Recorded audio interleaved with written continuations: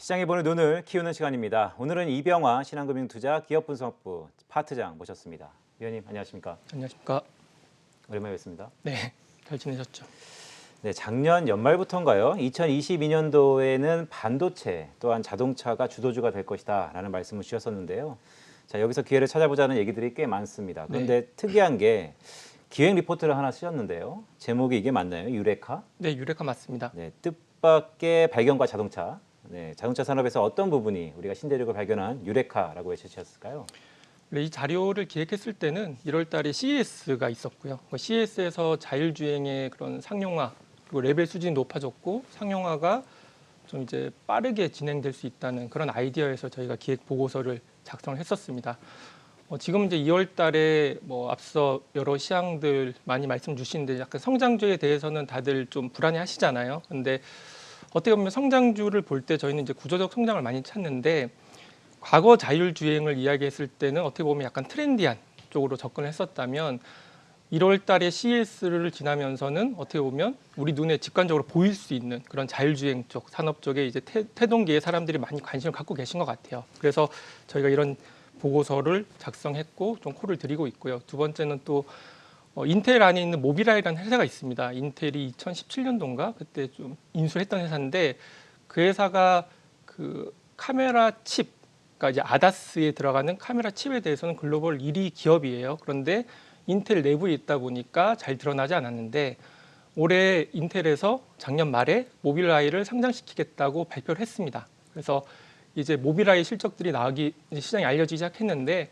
거의 최근 3, 4년 동안 고도 성장을 하고 있습니다. 그래서 모빌아이가 상장돼서 최근 뉴스 플로를 보면 한 500억 달러 정도의 가치가 있다고 이야기를 하는데 그러면 이제 자율주행의 이런 선도 기업들도 새로 상장이 되고 그 칩을 갖다가 쓰는 글로벌 탑티어의 자동차 업체들이 쓰는 자율주행에도 이제 관심을 많이 갖게 되겠죠.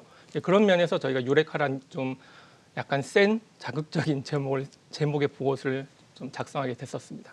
네, 제가 개인적으로 이병화 위원님을 잘 아는데 사실 이렇게 제목을 세게 붙인 거는 그만큼 자신 있다라고 저는 이해하고 있습니다. 2017년도에 모빌아이를 인수했는데 상장 준비 중이라면 한 6년 만에 쾌거인 것이군요. 그렇죠. 네. 네, 그렇다면 자율주행 기술 발전 과연 어디까지 왔을까요?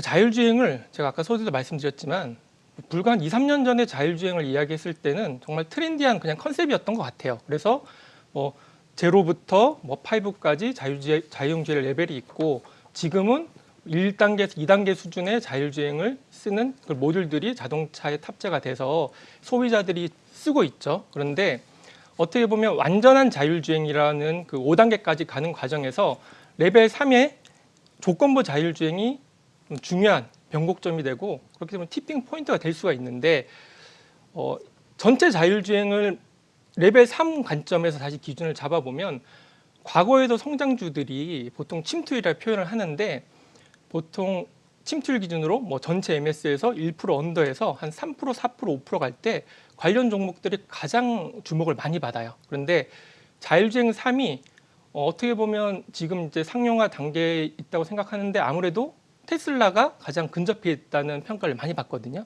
그러니까 테슬라도 완벽한 자율주행 3 레벨은 아니지만 테슬라 정도면 자율주행 3이라고 할 수 있다. 그렇게 많이 평가를 받는데 그럼 테슬라를 기준으로 이걸 침투율로 만약에 생각을 해보면 제가 1년에 자동차가 팔리는 대수를 제가 정확한 무리지만 한 1억 대 정도 될 거예요. 글로벌리. 근데 테슬라 판매 대수가 100만 대 좀 안 되는 걸로 알고 있거든요. 그러면 테슬라의 모든 자동차를 자율주행 3으로 우리가 친다 쳐도 MS가 1%가 안 되죠. 그런데 자율주행 3의 MS가 이제 1% 언더에서 올해부터 2%, 3%, 4% 가는 그림이 빠르게 진행될 것 같아요. 그러면 관련된 밸류 체인들이 이미 자율주행 3을 준비했던 업체들은 시장에서 다시 재부각이 되면서 어떻게 보면 성장주로서 좀 견고한 성장주로서 부각이 될 수 있겠죠. 그런 부분에 좀 같이 봐주면 좋을 것 같아요. 네, 맞습니다. 그러니까 팀장님 말씀 쭉 들어보면 워낙 아직까지는 비중이 작기 때문에 그에 대한 성장성에 대해서 의심을 갖는 분들은 없는 것 같아요. 단 상황이 좀 바뀐 게 이 반도체가 공급돼야지 도대체 이게 공급이 원활하게 이어지지 않습니까? 네. 최근에 들어서 이런 부분들이 혹시 주가의 성장성에 적시성 측면에서 좀 부담이지 않을까요?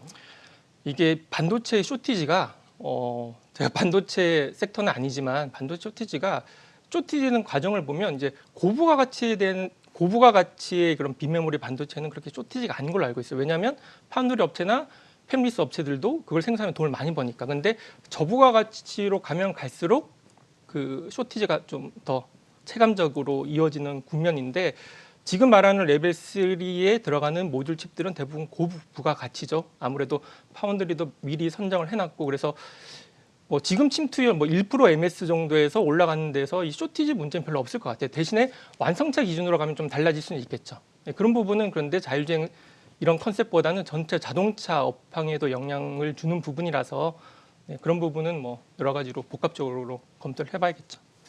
네, 좀 더 투자 관점에서 대중적인 질문을 하나 드리겠습니다. 자율주행 기술이 발달되면요, 그 수혜를 누군가는 보지 않습니까? 네. 그럼 세부적으로 업종, 산업 어디가 어떻게 볼까요? 아무래도 투자자들 관점에서 직관적으로 볼 때는 뭐 현대기아차를 예로 들어보겠습니다. 현대기아차의 자율주행 3 모듈을 탑재한 그런 플래그십 모델들 예, 그런 거에 들어가는 밸류 체인들은 같이 수혜를 보겠죠. 그러니까 현대차 전략적으로 어떤 플래그십 모델에 우리가 자율주행 3을 구현하겠어요. 그러면 거기에 대한 밸류 체인들이 이제 부각이 될 거고 자율주행 3에 걸맞는 칩 모듈을 센서를 넣더라도 그게 제대로 작동하기 위해서는 제반적인 사항들이 많이 필요하지 않습니까? 대부분 뭐 인프라 같은 경우는 통신도 저희가 봐야 될 것 같고 당연히 시스템이나 소프트웨어들도 같이 개발이 돼야 될 것 같고 아까 좋은 질문을 해주셨지만 아까 쇼티지, 반도체 쇼티지가 있는데 아무리 고부가 가치의 반도체는 괜찮더라도 밑에 있는 단에도 저부가 가치 저부 가치도 같이 네. 좀 돌아가야 되기 때문에 그런 면에서는 같이 끌고 가는 그런 그림들이 많이 나올 것 같아요. 그래서 전반적으로 아까 말씀드렸지만 인프라, 통신 인프라라던가 뭐 소프트웨어 그리고 다양한 센서들, 다양히 수요가 늘어나니까 같이 좋아지겠죠.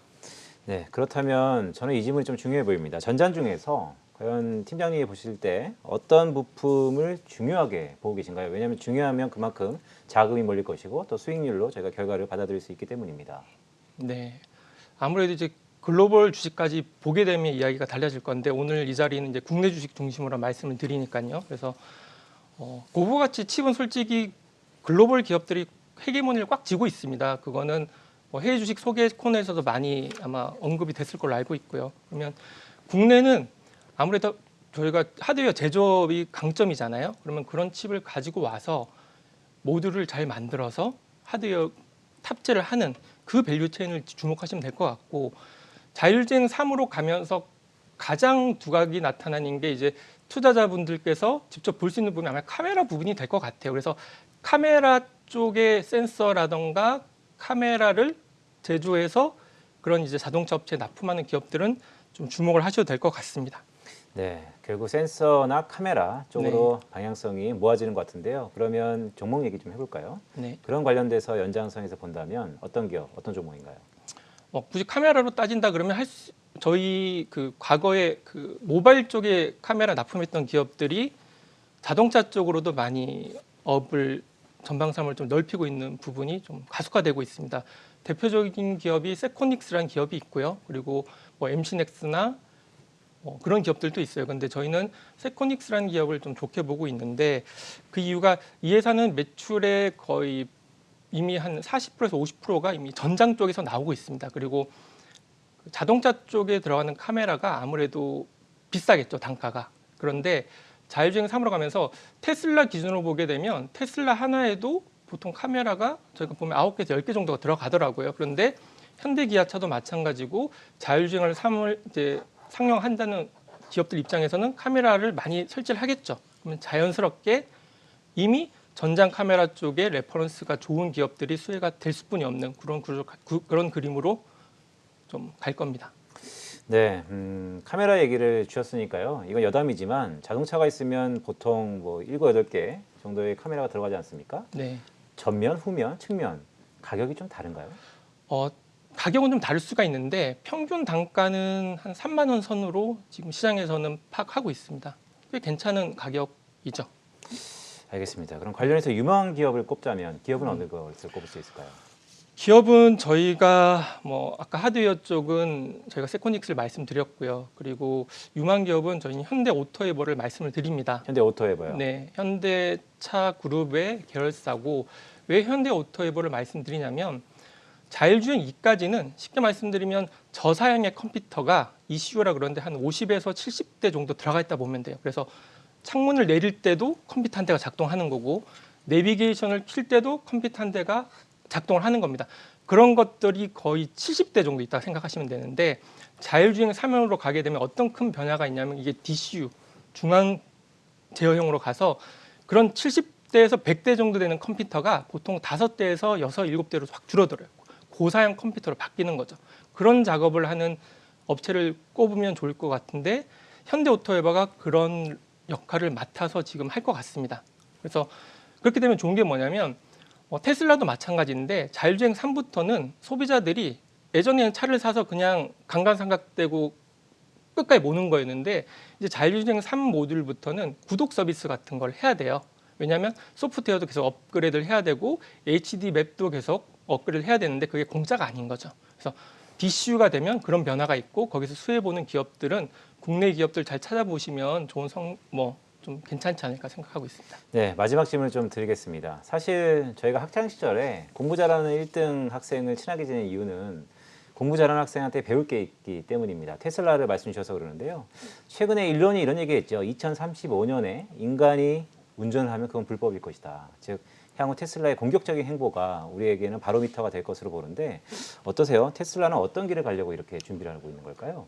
테슬라는 거의 자동차를 기반으로 하나의 거대한 플랫폼을 만들어가는 것 같은데 하드웨어, 소프트웨어 다 갖고 있는 것 같아요. 예를 들어서 제가 앞서 모빌아이를 말씀드렸지만 테슬라도 과거에 모빌아이 칩을 쓰다가 지금 안 쓰고 자체 내재한 걸로 알고 있고요. 그리고 앨런 머스크가 최근에 스타링크 통해서 저궤도 위성을 쏘고 있잖아요. 근데 그것도 결국엔 테슬라를 위해서 쏜다 그러거든요. 그러니까 하드웨어, 인프라, 소프트웨어를 꽉 쥐고 있고 거기서 선제 효과로 선점을 하게 되면 구글도 마찬가지고 아마존도 마찬가지고 국내에서 카카오 네오도 마찬가지인데 결국에는 그걸 통해서 구독 서비스를 가면서 어떻게 보면 이 운송 수단에서는 거의 거대한 플랫폼을 가져가는 건데 거기서 엄청난 새로운 영역으로 진입하고 있는 것 같거든요. 예를 들어서 로보택시나 그리고 자율주행 구독 서비스 아까 말씀드렸고 그러면 또 관련된 게 또 금융도 들어올 수 있고 보험 같은 다양한 부가가치 사업들이 붙는데 테슬라가 그렇게 먼저 선제적으로 치고 나가고 있고 다양한 완성차 업체들이 좀 뒤따라가는데 중요한 거는 아까 말씀드렸지만 자율주행 3부터는 그런 침투율이 급속도로 올라갈 거다. 그래서 관련 종목들 계속 주목하셔도 될 것 같습니다. 네, 자율주행 침투율이 급속하게 올라갈 거고 그와 연관된 기업들을 보자라는 말씀까지 주셨습니다. 네, 이병화 신한금융투 기업분석부 파트장이었습니다. 팀원님 고맙습니다. 감사합니다.